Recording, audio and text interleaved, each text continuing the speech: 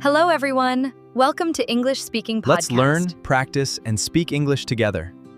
Hey everyone, I'm Alex. And I'm Olivia. And today's topic is one that I get asked about all the time. Really? What is it, Olivia? How to look more attractive without trying.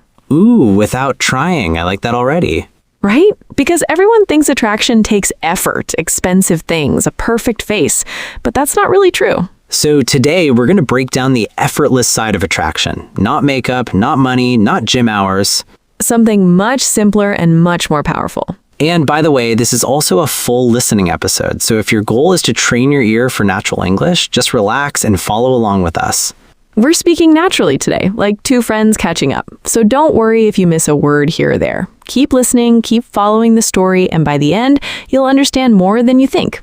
Exactly, and honestly, that's how real learning happens anyway. Not by understanding every single word, but by staying with the conversation and following the flow. Well said. Okay, Alex, let's start right at the beginning. What does effortless attraction actually mean? Good question. So most people believe attraction is something you build. You go to the gym, you buy new clothes, you fix your hair, and sure, those things help a little. A little. But effortless attraction is different. It's the stuff that happens naturally without you even thinking about it when you feel good inside. I love that phrase, feel good inside, because I really believe this. The people who seem effortlessly attractive are usually just comfortable being themselves. Exactly. There's an old saying, comparison is the thief of joy.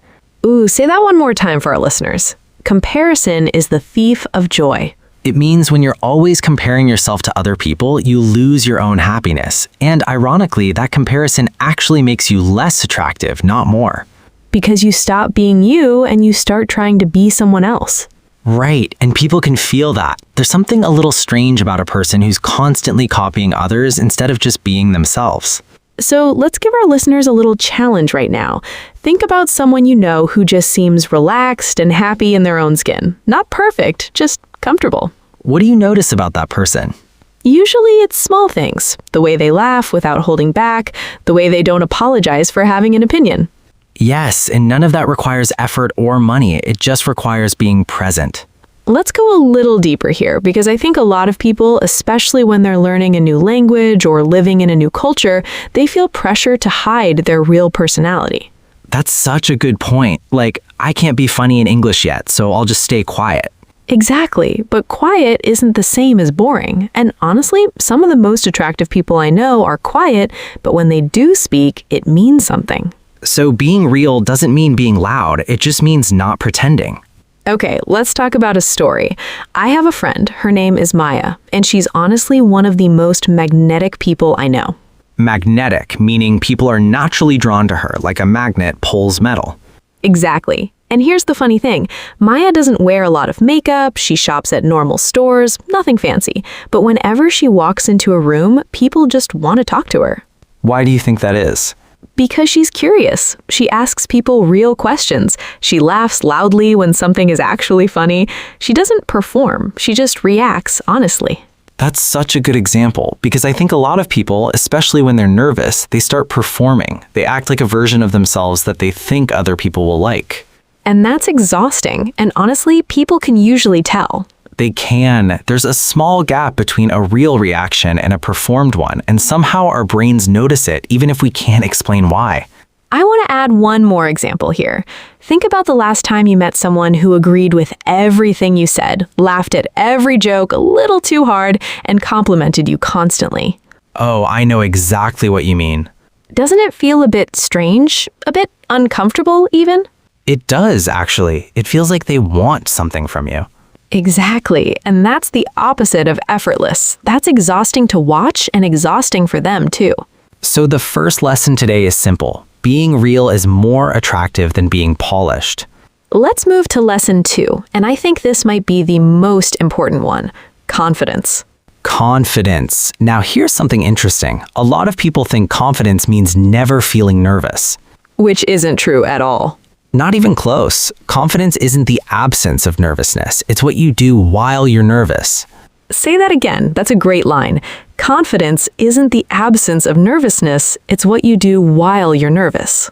Exactly. Everyone gets nervous, even people who look completely calm on the outside. The difference is, confident people don't let that nervous feeling stop them. So confidence is really about action, not emotion. Yes, and here's a small trick I use myself. Before I do something that makes me nervous, like recording this podcast for the first time years ago, I tell myself, feel it and go anyway. Feel it and go anyway. I love that. It's simple, but it works. You don't need to wait until the fear disappears. It usually doesn't. You just move forward with the fear still there. That's such good advice, especially for English learners listening right now. Maybe you're nervous to speak with a native speaker. You're worried about mistakes. But here's the truth. Mistakes are proof that you're trying, and trying is attractive. Giving up before you start, that's what actually looks weak. So good. Okay, let's talk about arrogance for a second, because people often confuse it with confidence. Huge difference. Arrogance says I'm better than you. Confidence says I'm okay with who I am. One pushes people away and one pulls people in. Exactly. Arrogant people need constant attention. Confident people don't need it, but they still enjoy connecting with others. That's the key difference. Arrogance is loud because it's insecure underneath. Confidence is quiet because it doesn't need to prove anything. There's actually a simple way to test this in yourself. Next time you meet someone new, notice whether you're trying to impress them or trying to genuinely get to know them. Ooh, that's a good check. If you catch yourself listing achievements or trying to sound impressive, that's usually a sign of nervousness hiding as confidence. But if you're genuinely curious about them, asking questions, actually listening, that's real confidence showing up. I've noticed that myself. The more secure I feel, the less I feel the need to talk about myself at all. Exactly. Real confidence doesn't need an audience. It's just comfortable existing quietly. Let me give a small example from my own life. Years ago, I gave a presentation at work, and I made a small mistake with a number. Old me would have panicked, apologized 5 times, and felt terrible for the rest of the day. And what did you do instead? I just said, let me correct that, fixed it calmly, and moved on. Nobody even remembered it later. Because you didn't make it a big deal, so nobody else did either. Exactly. Confidence is often just deciding not to make small things into big things. Let's give a practical tip here. If you want to build confidence this week, do one small, brave thing every day. Give us an example. Sure. Say hello to a stranger. Order your coffee in English instead of your first language. Share an opinion in a group chat instead of staying silent. Small steps, but they add up. They really do. Confidence is built the same way muscle is built, one small rep at a time. There's one more thing I want to mention here because I think it's underrated. Self-talk, the way you speak to yourself in your own head. Oh, this is huge. If your inner voice constantly says you're going to embarrass yourself, of course you'll feel nervous walking into any room. So what should we say instead? Something simple and honest, not I'm the best, just I'm allowed to be here. I'm allowed to make mistakes. That small shift changes everything. I actually do something similar before recording. I tell myself, it's just a conversation. Nobody expects perfection. And that's exactly the energy that makes you likable. Someone who isn't performing perfection, just showing up honestly. I love that. Okay, moving on to lesson 5, and this one connects family back to our title, looking attractive without trying. This one is about presentation, but the effortless kind, not the expensive kind. Exactly. You don't need designer clothes or a stylist. You need 3 simple things: cleanliness, comfort, and consistency. Let's start with cleanliness. This sounds obvious, but it matters more than people think. Fresh clothes, clean hair, basic hygiene. These small habits communicate one message: I take care of myself. And that message is quietly very attractive. Second, comfort. Wear things that actually fit you and feel good, not things that are trendy but uncomfortable. Because when you're comfortable, you stand differently, you move differently, and people notice that ease. In third, consistency. You don't need 100 outfits. A few outfits that you feel confident in are far better than a closet full of things you never wear. Quality over quantity, always. And beyond clothing, let's not forget the basics: sleep, water, and a little movement every day. Even a short walk changes your energy completely.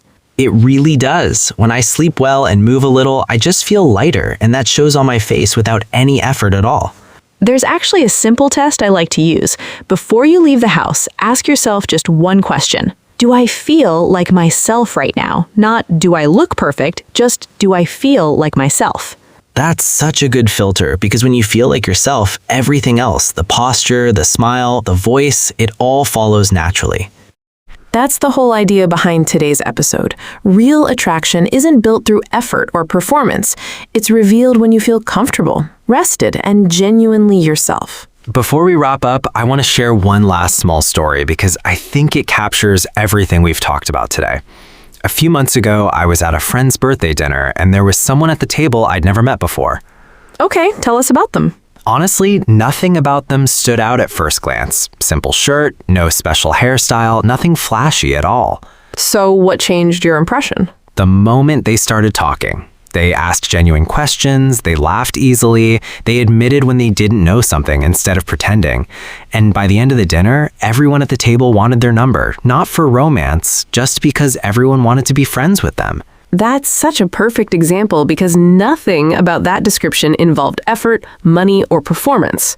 Exactly. It was just presence, comfort, and honesty. And that's really the whole message of today's episode. I think a lot of our listeners are probably thinking, okay, but this takes practice, right? I can't just become like this overnight. That's completely true, and that's okay. None of these lessons are about becoming a different person overnight. They're about small daily choices, a little more honesty, a little more presence, a little more comfort with who you already are. And the beautiful part is you already have everything you need.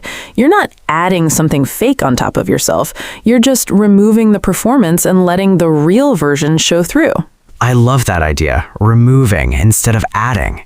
So let's quickly recap everything we covered today. Lesson 1, being real beats being polished. Lesson 2, confidence is action despite fear, not the absence of fear. Lesson 3, body language. Stand tall, hold natural eye contact, check your resting face, and let your smile be real. Lesson 4, slow your pace. Use pauses and listen more than you speak. And lesson 5, keep your style simple, clean, comfortable, and consistent. And take care of the basics, sleep, water, and movement. None of these things cost money. None of them require a new face or a new personality. They just require you showing up as the most comfortable version of yourself. Beautifully said, Olivia. And here's a little homework for everyone listening. Before your next conversation this week, just try one thing from today's episode. Maybe it's a longer pause before you speak. Maybe it's one honest question instead of, "How are you?" Maybe it's simply letting your smile be real.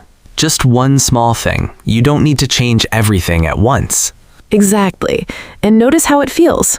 I promise you, you'll be surprised at how naturally people respond to you. If you enjoyed today's episode and you want more real, natural English conversations like this one, make sure you're following English Speaking Podcast, and we'll see you in the next episode. See you next time, everyone. Take care of yourselves. Bye, everyone.